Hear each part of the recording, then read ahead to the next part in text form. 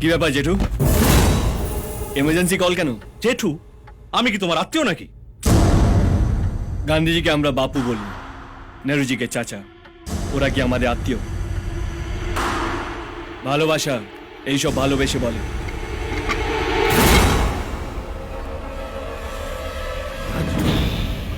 জেঠু, চায় চিনি খান না? চিনি ছাড়া চা কেমন যেন গেঁদাল পাতা রসের মতন খেতে লাগে। না, আপনি খান।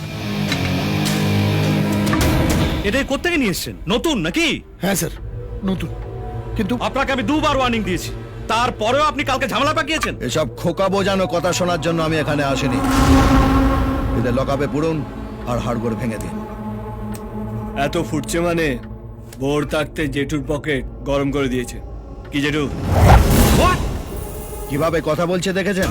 আমার কথাটা একটু টেরা ব্যাখা জেঠু, কিন্তু মালটা আমি সোজা সাপটা। কাকার নোটে গান্ধীজির ছবি আছে, আর ভাইপোর নোটে কি লাদেনের ছবি আছে? ও যদি আপনার পকেট ভরিয়ে দেয়, আমরা আপনার আলমারি ভরিয়ে দেব। বডিতে 9টা হোল আছে, আর একটা বাড়াতে চাস?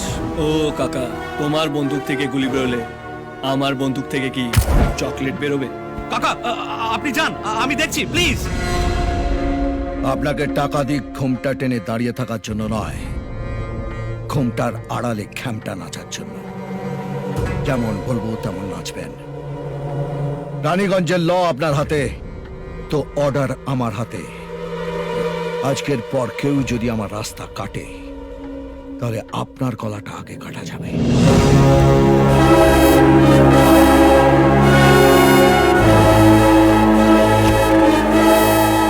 হ্যাঁ, তুমি কি বলছিলে? ওর কথা ছাড়ুন তো স্যার, ওকে আমরা কেউ সাপোর্ট করি না।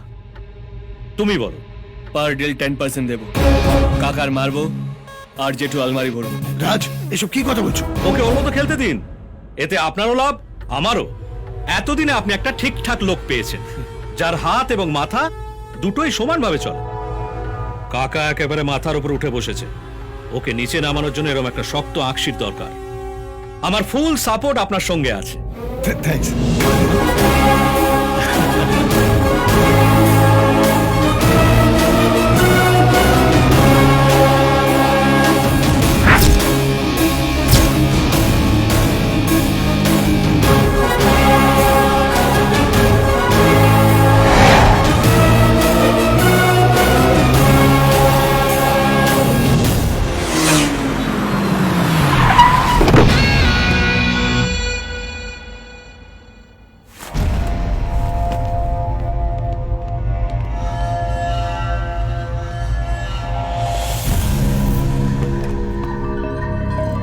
ওই যে দাদা, কাকার হয়ে বল্লভপুরে যে 20 বিঘা জমিটা দখল করেছ, সেটা ভবানী পাঠকের নামে ট্রান্সফার করতে হবে।